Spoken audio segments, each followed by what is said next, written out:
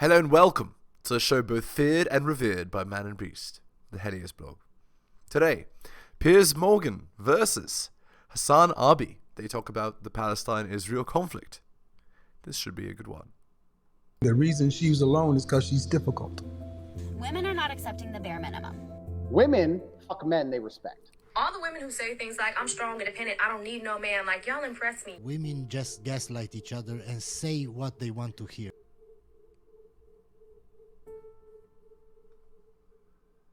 Traditionally played out through diplomacy and propaganda is being played out online. My next guest has almost 500 million views for his provocative commentary online, making him hugely influential. Hassan Piker streams live under the name HasanAbi. His analysis of the Israel-Hamas war has taken a highly critical stance towards Israel and Western media, and he's been calling me out for my coverage. Because he only cares about Israeli citizens. He does not care about Palestinians as human beings. That's why it's apples to oranges. It's like one side is a human, the other side is a barbaric monster child. I never said that, obviously. He says that he'd like nothing more than to come on to Uncensored and call me a baboon in a suit to my face. Well, here I am, a baboon, and he can join me now. Hilarious. I'm joined by Hassan. Hassan, thank you very much indeed for coming on. Thank you for having me, Piers. It's very early here in Los Angeles, California, but I'm going to try to do my very best to not do my British accent while I'm here. Well, I appreciate that. And listen, I appreciate you coming on. Explain to me why you consider me a stenographer for the Israeli government, given that in the last week, I think more than any other host in the world, I have given lengthy platforms to pro-Palestinian voices to articulate that side of the argument. No, I do have to commend you.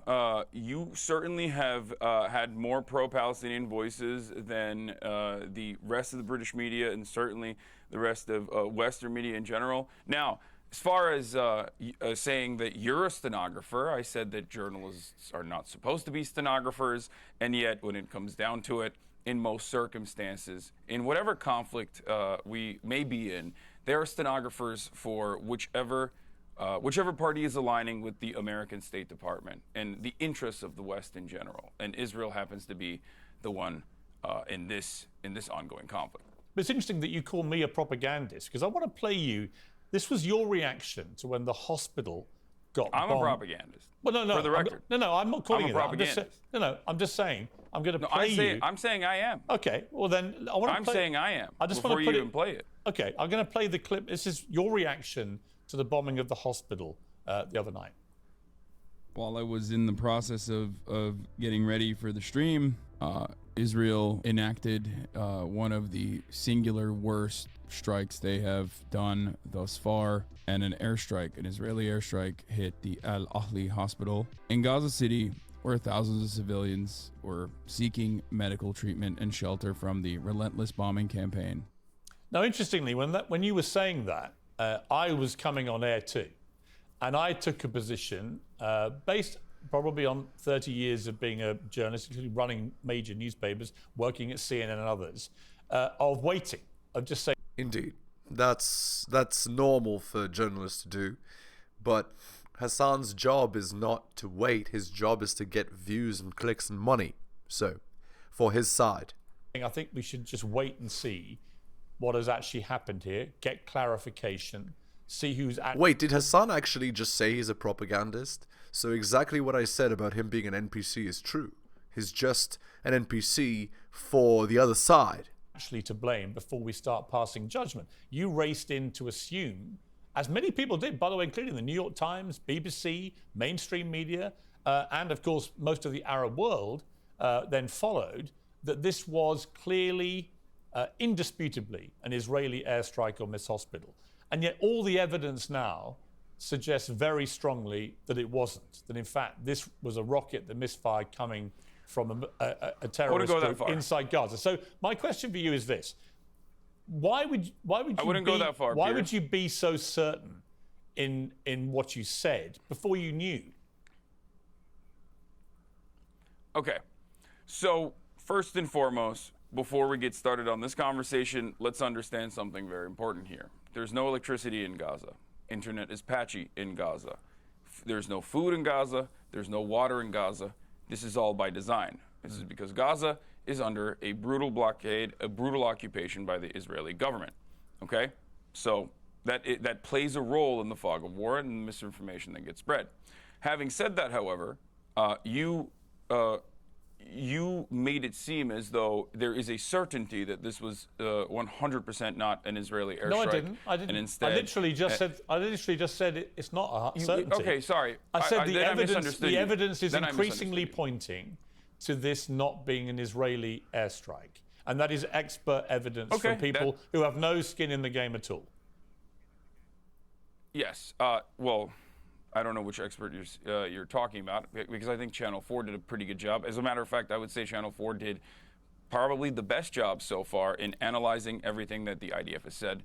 But the reason why I believed, and I still do believe, that the likelihood is that this was an Israeli bombing campaign wasn't only because of the singular verifiable video, the phone video from the balcony that had all of the markings of an airstrike, the fact that the Israeli Air Force was enacting a bombing campaign in the region at the time, according to the Al Jazeera live streaming footage that everyone is using but doesn't understand, the fact that the digital media person for the IDF immediately came out and said that this was actually an airstrike that hit a Hamas target, and that he was sad that there were, casualties at the end of the day, but this was a Hamas target and celebrated it.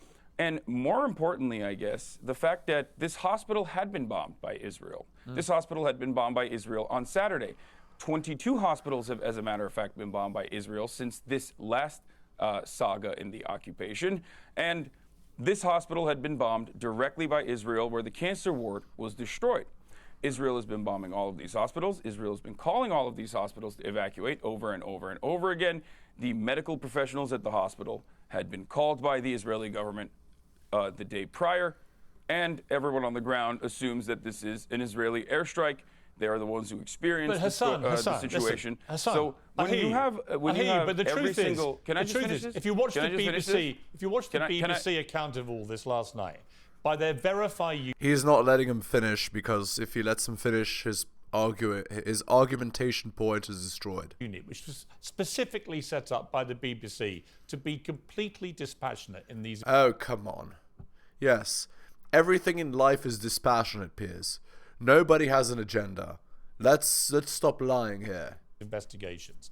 And they reached a pretty clear conclusion based on circumstantial evidence, I'll make that clear, that this would not have been an Israeli airstrike, including, for example, the size of the crater, which bears no relation to the size of craters normally left by Israeli. So, look, my point is, neither of us know for sure. But you took to your airwaves immediately because actually you're, I wouldn't even say unconscious bias, your admitted propagandist bias on your part was that you wanted that to be an Israeli airstrike. It suited your narrative. And I would say that... Indeed. Hassan's narrative isn't actually one way or another. His direction is whatever direction gets the most clicks and likes, whatever gets the most money, whatever suits his side the most. That in itself, in its I way, wanted it to be is being a stenographer. Well, you accuse me of being a stenographer. I try and be fair. And yeah, that's called what is that called? Putting words in somebody's mouth. Straw man argument. Get to the truth. In your case, I don't think you try to do that. I think you appeal to your audience, appeal to your base, and you don't really care whether the facts are there or not. This is entirely unfair, because you just said circumstantial evidence favors that this was not an Israeli airstrike. Yeah. I gave you all of the circumstantial evidence that it does favor that this is an Israeli airstrike. The reason why, however, circumstantial evidence is not enough. And the one thing that I will concede to, because when more information did come out, and no, I do not mean when Israel said that they did not bomb this hospital and it was actually Hamas, and then they turned around and went, never mind, it's not Hamas, it's actually Islamic Jihad.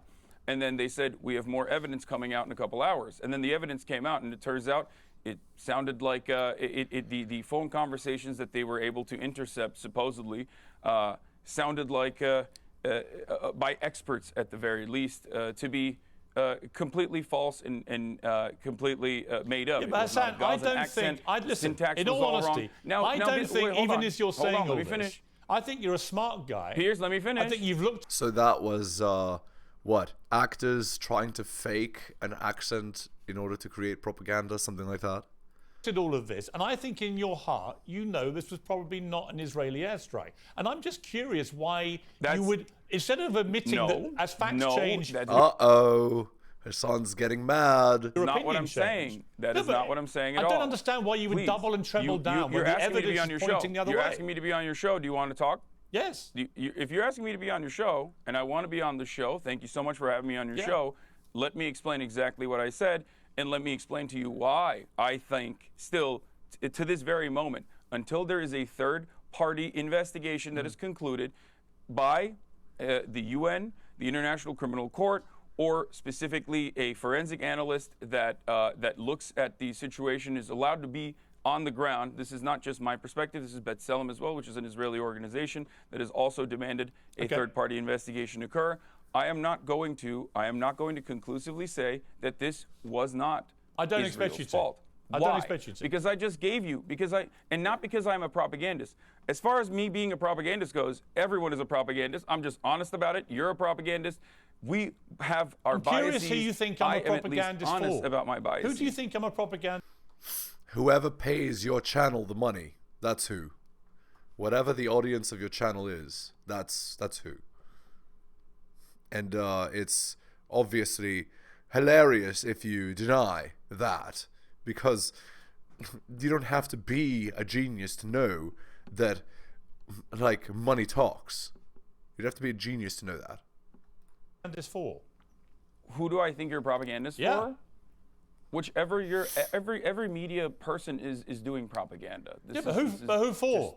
I've got to be doing it for somebody. You think it's a bad word? I don't. That's just the difference. This is a semantics I do. I think conversation it's actually quite a serious charge. uninteresting. Hassan, I think it's a serious charge to level, not as a podcaster, but as a journalist who's broadcasting around the world, who has a reputation, I believe, for being fair and impartial. Okay. I have never once thought that Piers is fair and impartial. Never once thought that. He has an agenda, it's obvious, right? He has his own niche, right? He's perhaps less biased than, less leaning than most, maybe.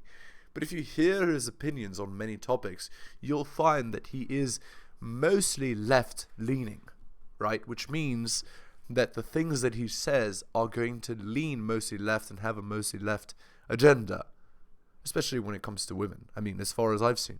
Actually, on these issues, it's quite a charge to just say, I'm a stenographer for the Israeli government or I'm a propagandist. I don't think there's any evidence that I'm either of those things. I'm curious who you think I am doing the propaganda for. While we're having this conversation, 3,000, Piers, while we're having this back and forth, 3,840 Palestinians have been ruthlessly slaughtered in the last incursion into Gaza. I feel like this is an incredibly selfish, self-centered conversation to have. You asked me to be on here. You wanted to hear my perspective. I'm willing to give it to you. I don't want to talk about I don't want to talk about Noam Chomsky style manufacturing consent conversations about how the media is operating at the behest of capital. You were the guy. Listen, I think you were the guy that called me. There are dead people. Listen, Hassan, I only asked you because you're the guy that called me a propagandist and called me a baboon in a suit. I was curious as to why. You don't want to say who I'm doing the propaganda for. We'll move on. I agree with you. There's a big. He's just trying to defend his image there. Yeah, there's a bigger picture. Let's move on. Let's take a short break. Hassan, let's take a short break. I want to come back. I want to talk to you about what happened in October. You see, Hassan is mad because he just shut him down using some clever tactics. With the 7th, get your reaction to that. Welcome back. Hassan Piker is still with me. Hassan, I want to just play you a clip of something that you said about the October 7th terror attacks, and in particular, the attack at the music festival, which killed 260 people. Look at this guy. You know what shouldn't happen? Killing 260 people at a music festival. No, you're right, man. That just happened on its own because, bad guys wanted to do bad things. You're right. Dude, if they subjugated you to a open-air prison your whole life, you're going to break out eventually when you realize that there's no other way to get out of it. I mean, it sounds to me there, Hassan, that you are in some way saying they had it coming. Were you? No, I wouldn't say that they had it coming. I think that Michael Brooks used to say, analysis is not justification. And while obviously civilian casualties and horrific barbaric acts that were committed on October 7 are completely unacceptable, the important thing to make sure that it never happens again is to analyze what are the conditions as to how it happened to begin with. And I think Ehud Barak is going to be on in a little bit as well, or maybe he's on before me. Yeah. And I'm almost certain that while he has held the keys to the conversation and held the levers of the power in this conversation in many key and critical points, I would go so far as to say that he is among many others who also recognize that the Bibi Netanyahu administration is responsible. This is not just my assessment. This is 85% of the Israeli population's assessment at the time. This is years and years and years of refusing to negotiate with the Palestinian Authority.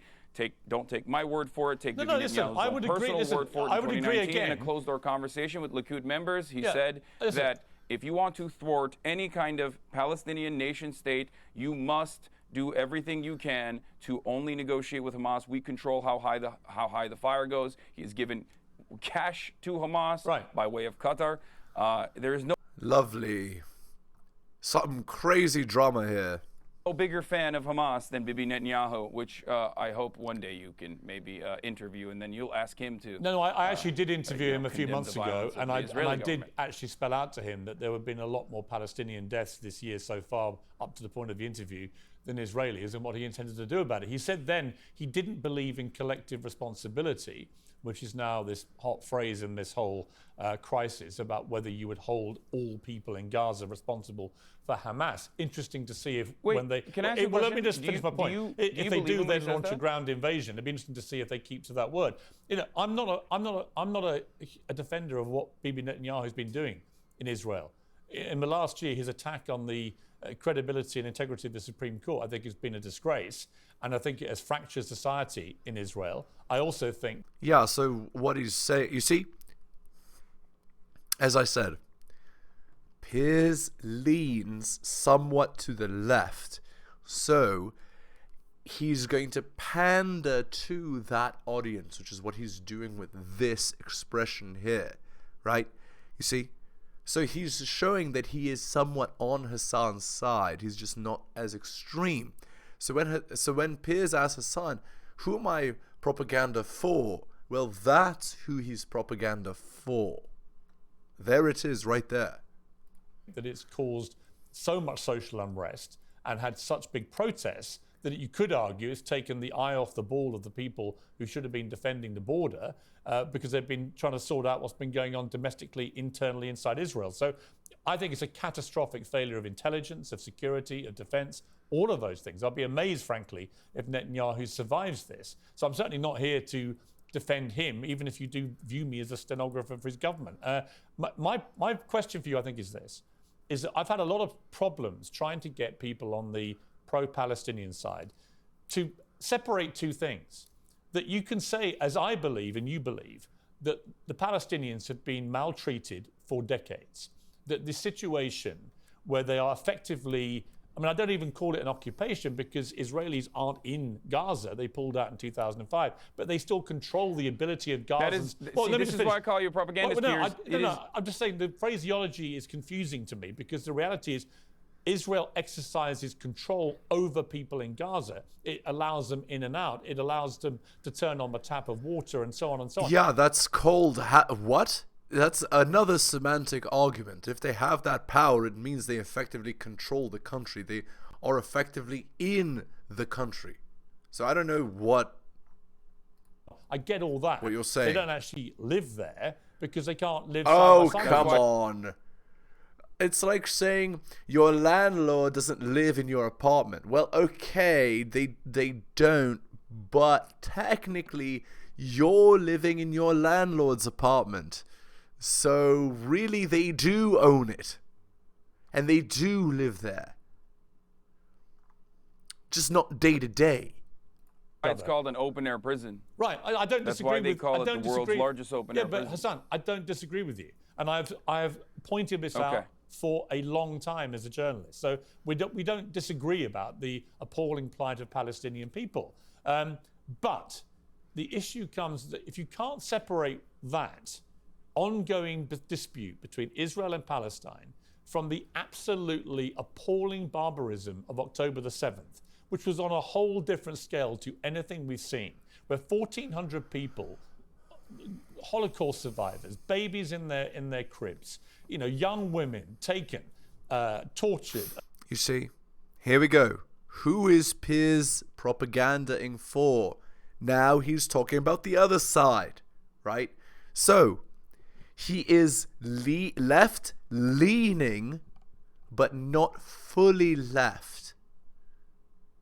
So he has a very specific audience. That's why he covers things exactly how he does, to maintain the lean that his program has. Abused, shot, beheaded, it was reported, and so on.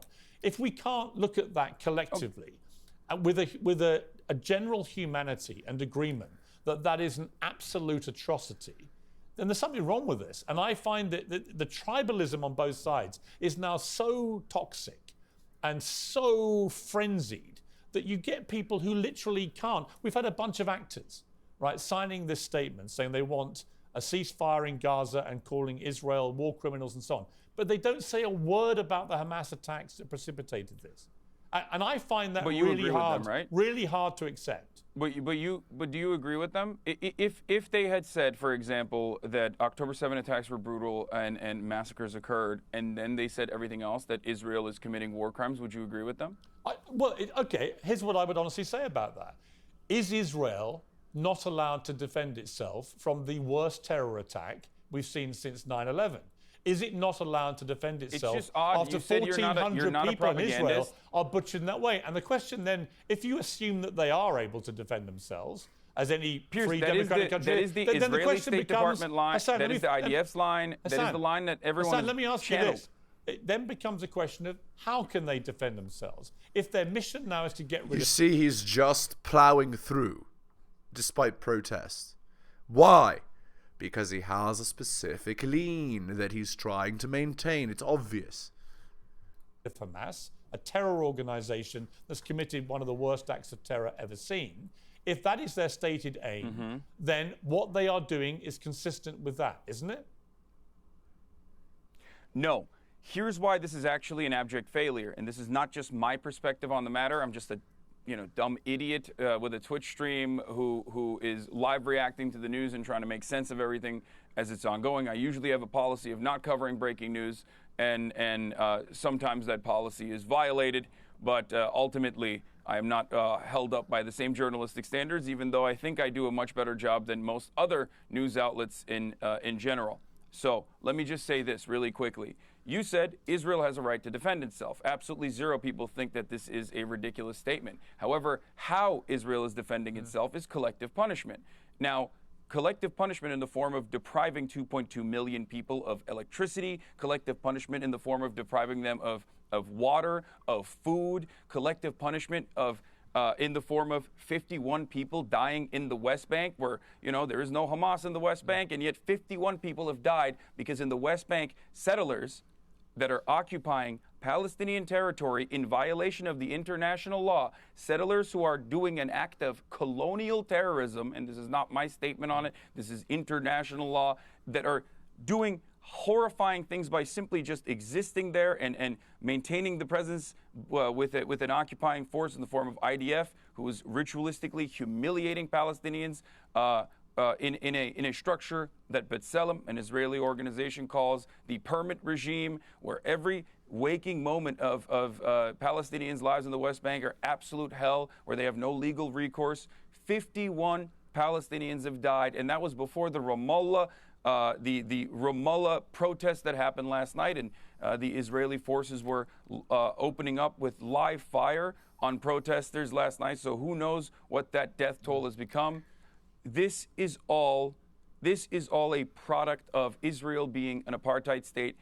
this is a violent apartheid state. There is no way to be a peaceful all right, Hassan, apartheid let me ask you state. this. It Let me is. ask you It this. is a violence. Let It me is a ask you violence this then. required for its maintenance. Okay, listen. And that violence is frustrating people. I hear that you. violence I is hear you. radicalizing people. So what he's saying is Israel bad, but people are not saying that because